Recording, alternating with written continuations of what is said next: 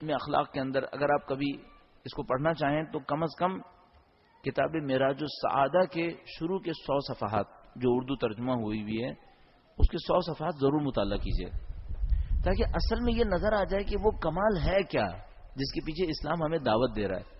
اہل بیت اطہار علیہ السلام نے ہمیں کس کمال کی دعوت دی ہے؟ انہوں نے ہمیں دنیا کی کسی چیز پہ دعوت نہیں دی. امیر المومنین کی کسی حدیث کے اندر نہیں لکھا ہوا دنیا کے اندر دولت زیادہ حاصل کر کے اپنے آپ کو سربلند کر لو. کسی حدیث میں نہیں لکھا ہوا اپنے دنیا میں شہرت حاصل کر کے اپنے آپ کو بلند کرو. انہوں نے کہیں اور کے اوپر سربلندی رکھی ہے. بدقسمتی سے ہم اور آپ چونکہ ایک ایسے معاشرے کے اندر پھنس گئے جہاں دوڑ مادی دوڑ تھی تو ہم سمجھے ہمارا کمال بھی یہی کمال ہے. اور اس کی نشانی یہ ہے کہ ہم اسی کمال پر اپنے اندر بھی احترام کر رہے ہوتے ہیں. ذرا دیکھیے گا ہم کن لوگوں کا احترام کر رہے ہوتے ہیں تو انہی پیرامیٹرز کے اوپر احترام کر رہے ہوتے ہیں جس پیرامیٹر پر دنیا پرست احترام کر رہے ہوتے ہیں.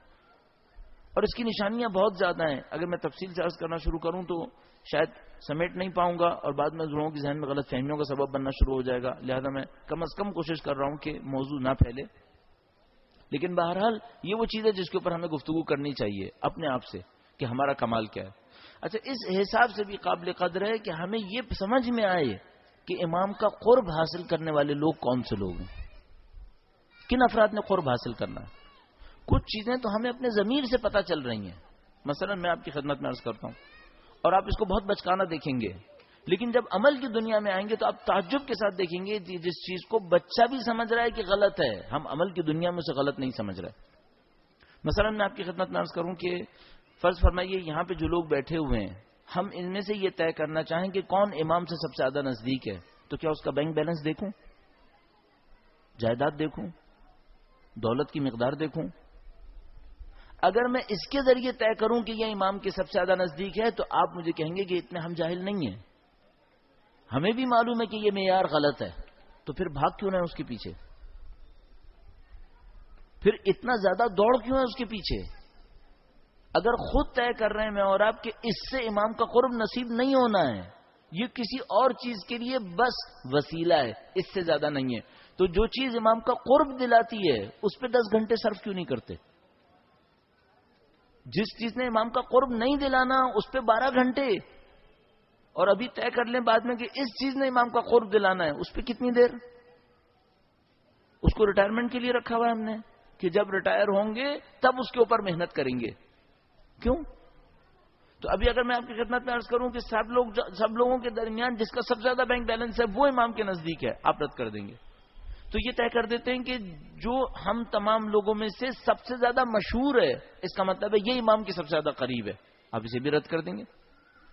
آپ کہیں گے نہیں, شہرت امام کے نزدیک قرب کا سبب نہیں بنے گی, محض شہرت قرب کا سبب نہیں بنے گی. بڑے بڑے فاسق و فاجر بہت مشہور ہیں.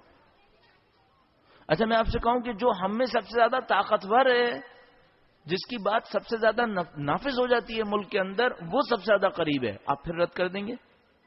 آپ کہیں گے نہیں ضروری نہیں ہے, بعض اوقات ظالم و جابر لوگ بہت زیادہ طاقتور ہوتے ہیں, امام کے اصل نزدیک پر بھی نہیں مار سکتے وہ. پھر کس چیز پہ قرب ہے؟ پھر میں آپ سے یہ کہتا ہوں جو سب سے زیادہ عبادتیں کرتے ہیں, جو مثلا 5 گھنٹے 6 گھنٹے 7 گھنٹے گھنٹے کے اعتبار سے زیادہ عبادتیں کرتے ہیں وہ امام کے نزدیک ہیں. تو آپ فرمائیں گے نہیں ممکن ہے کہ زیادہ عبادت کرے پھر بھی امام کے نزدیک نہ جائے. تو پھر وہ کون سا پیرامیٹر ہے جس سے امام کا قرب ملتا ہے؟ اس پر ہماری محنت کتنی ہے, یہ اصلی مشکل ہے ہماری. ہمارا علم کچھ اور ہے, ہمارا عمل کچھ اور ہے. اور اگر کوئی یہ کہے کہ نہیں ہمارے پاس علم نہیں ہے تو میں نے ابھی آپ کی خدمت میں عرض کیا کہ بیٹھے بیٹھے صرف اپنے ضمیر کی آواز کو استعمال کریں تو ہمیں علم مل رہا ہے کہ قرب کہاں پر ہے, اور ان چیزوں میں قرب نہیں ہے جس کو ہم یہاں پر لوگوں کو بھاگتا دیکھ رہے ہیں, ان میں قرب نہیں ہے. تو جس چیز میں قرب ہے اس پر محنت کیوں نہیں ہے؟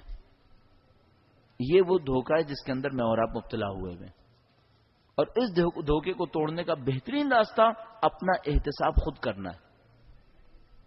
یہاں پر میں اور آپ جب بیٹھتے ہیں ہمارے اوپر ایک فضا طاری ہوتی ہے, ہمارے اوپر ایک احساس طاری ہوتا ہے, لیکن یہاں سے باہر نکلتے ہی وہ احساس ختم ہو جاتا ہے. عقل مند وہ ہے جو اس احتساب کی حالت کو یہیں پہ انجام دینا شروع کر دے کہ اگر واقعا ایسا ہی ہے جیسے ابھی 2-2-4 کی طرح میں نے دیکھی ابھی تک آپ کی خدمت میں اپنے استدلال میں کسی آیت کو اتنا زیادہ شامل نہیں کیا, کسی روایت کو شامل نہیں کیا. کیوں؟ میں آپ کی خدمت میں عرض کرنا چاہ رہا ہوں اس کا معاملہ علم سے بھی نہیں ہے، یہ تو ضمیر کے اندر ہی لکھا ہوا ہے، یہ میرے اور آپ کے نفس کے اندر الہام ہوا ہے. فَأَلْهَمَهَا فُجُورَهَا وَتَقْوَاهَا، پہلے سے ہمیں پتا ہے قرب امام کیسے ملتا ہے. اور میں آپ کی خدمت میں خاص کر اس روایت سے استفادہ کروں گا جس کے اندر اہل بیت نے کہا کہ شیعتنا من فاضل تینتنا، وہ ہماری فاضل تینت سے خلق ہوئے ہیں. تو میں سوچتا ہوں کہ اگر ہم ان کی فاضل تینت سے خلق ہوئے ہیں تو کیا ہمیں ان کی محبت، ان کی خوشی اور ان کا غم سمجھ میں نہیں آنا چاہیے؟ دل میں ہمارا وجود ان کے وجود سے متصل ہے تو ہمیں ان کے احساسات کا اندازہ نہیں ہونا چاہیے؟ لہذا میرے پاس روایت موجود ہے کہ کسی نے کسی عارف سے پوچھا کہ کیوں عصر جمعہ ہمارے اوپر غم طاری ہوتا ہے؟ فرمایا اس وجہ سے کہ امام کا دل اس وقت غمگین ہوتا ہے. پوچھا کبھی اچانک خوشی ہونے لگتی ہے، کوئی گناہ نہیں ہوا، کوئی ثواب نہیں ہوا، لیکن خوشی ہونے لگتی ہے؟ فرمایا اس وجہ سے کہ تمہارا دل امام سے جڑا ہوا ہے، جب وہ خوش ہوتے ہیں تو اس کا اظہار کرتے ہو. کاش ہم لوگ وہ مقام لے لیں. شاید تینت میں ہمارے بھی ہے، شاید ہم توجہ نہیں کر پاتے، یا مصنوعیات نے اتنا زیادہ ہمیں گھیر لیا ہے کہ ہم ان کی خوشی کو شاید اب کم احساس کر پاتے ہیں، یا ان کے غم کو احساس نہیں کر پاتے. جو لوگ متصل ہیں وہ لوگ خوب احساس کرتے ہیں. لہذا کوئی حادثہ ایسا پیش آتا ہے جس میں امام کا دل غمگین ہو، کچھ لوگ فوراً غمگین ہو جاتے ہیں، ان کو احساس ہو جاتا ہے کہ محور کائنات غمگین ہے، منبع فیض غمگین ہے. کب ہم یہ حالت حاصل کر پائیں گے؟ اطاعت کے ذریعے سے. جب ہمارے سارے اعمال امام کی رضایت کے اوپر چلنا شروع ہو جائیں گے، پھر یہ رابطہ خود بخود جڑ جائے گا، پھر ہمارا ان کے ساتھ دلی رابطہ جڑے گا. بس یہ جو اطاعت کا مرحلہ ہے، یہ اس بڑے مرحلے تک پہنچنے کے لیے ایک مقدمہ ہے. اگر میں چاہتا ہوں میرا دل امام کے دل کے ساتھ وجود مقدس سے جڑ جائے، وہ خوش ہو میں خوش ہوں، وہ غمگین ہو میں غمگین ہو جاؤں، اس کا راستہ اطاعت کا راستہ ہے. پھر مجھے وہ کرنا چاہیے جس سے امام کا دل خوش ہو، اور اس سے بچنا چاہیے جس سے امام ناراض ہوں. اگر اس مرحلے کو میں نے گزار لیا، میرا وجود ان کے وجود سے متصل ہو جائے گا، پھر برکتیں ہی برکتیں حاصل ہوں گی. علامہ مجلسی نے ایک موقع کے اوپر اہل بیت سے ایک عجیب دعا کی. کہا مولا ہمارے پاس روایات موجود ہیں کہ خداوند متعال کا فیض آپ کے واسطے سے نازل ہوتا ہے، یہ کیسے ہوتا ہے؟ شبیہ تقریباً اس دعا کے جو حضرت ابراہیم علیہ السلام نے پروردگار عالم سے کی، ربی کیف تخلق، تو کیسے پیدا کرتا ہے؟ علامہ مجلسی کہنے لگے ایک سیکنڈ کے لیے مجھے یوں احساس ہوا جیسے میرے اندر سمندر بہہ رہا ہے. ایک سیکنڈ کے لیے کہنے لگے مجھے یوں احساس ہوا جیسے میرے اندر کوئی سمندر بہنا شروع ہو گیا. اچانک وہ حالت ختم ہو گئی.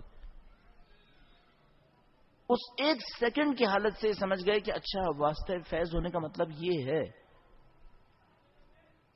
کیوں ہم نے اس بات کو درک نہیں کیا؟ یعنی کبھی بھی ہمارے اوپر کوئی کرن نہیں پڑ پا رہی اس قسم کی، اس وجہ سے کہ ہم اپنے مزاج میں امام کے مزاج میں نہیں آ پا رہے. جب 24 گھنٹے میں سے مثلاً فرض کر لیتا ہوں، خدا نہ کرے، جیسے عام لوگ تو کم سے کم ایسے ہی ہیں، 24 گھنٹے میں 1 منٹ بھی امام کے دل کو خوش نہیں کر پا رہا، تو ان کی خوشی میں مجھے خوشی کیسے احساس ہوگی؟ پھر جو اس کام میں محنت، یہ ہمارا کمال ہے. اس کام میں محنت کرے، یہ ہمارا کمال ہے. اس کمال کو حاصل کرنے کی ہمیں جدوجہد کرنی تھی، اور دنیا کے اندر جو مصنوعی کمالات تھے ان کو ہمیں ترک کرنا تھا. بس یہ پہلا مرحلہ طے ہوتا ہے. اگر اہل بیت اطہار علیہ السلام کے ماننے والے، کمال طے ہو گیا. کمال یہ طے ہوا کہ امام کی اطاعت کے راستے میں اتنا آگے بڑھنا کہ امام کے وجود سے متصل ہو جانا. پھر ہر قسم کا کمال ہمارے وجود کے اندر جاری ہو جائے گا. پھر اس مرحلے کو آپ تزکیہ نفس کہیں، اس مرحلے کو آپ اطاعت الہیہ کہیں، عبادت کہیں، بندگی کہیں، کوئی بھی لفظ تعبیر کر لیجئے، لیکن مفہوم ایک ہی مفہوم ہے، اطاعت کے راستے میں آگے بڑھنا ہے آپ نے. اب وہ دنیا نے جو کمال بنائے، ان کمالات کا جو حشر ہوا وہ میں اور آپ دیکھ لیتے ہیں معاشرے کی سطح پر، اور جو اس انسانیت کا کمال ہے، اس کے نتیجے میں کیسا معاشرہ بنے گا اس کو بھی چند منٹ کے لیے دیکھ لیں گے. دنیا میں لوگ دولت کے پیچھے بھاگے، شہرت، طاقت، پتہ نہیں کس کس چیز کے پیچھے بھاگے، کس قسم کا معاشرہ بنا اس کے نتیجے میں. ان کا معاشرتی کمال کیا ہے؟ ان کا معاشرتی کمال یہ ہے کہ ایک سوسائٹی اپنے لیے زیادہ طاقت جمع کرے. مثلا اگر آج کی دنیا کے اوپر غور کریں تو مثال کے طور پر کوئی یہ کہے گا کہ آج کی دنیا میں جو کامل ترین فی الحال معاشرہ ہے وہ امریکہ کا معاشرہ ہے. کیوں؟ اس کے پاس سب سے زیادہ طاقت ہے. اور کیا پیرامیٹرز ہیں صاحب؟ انہوں نے کہا کہ ہمارا وہ معاشرہ کامل معاشرہ ہے یا پرفیکشن کے نزدیک ہے جس کے پاس طاقت بہت زیادہ ہے.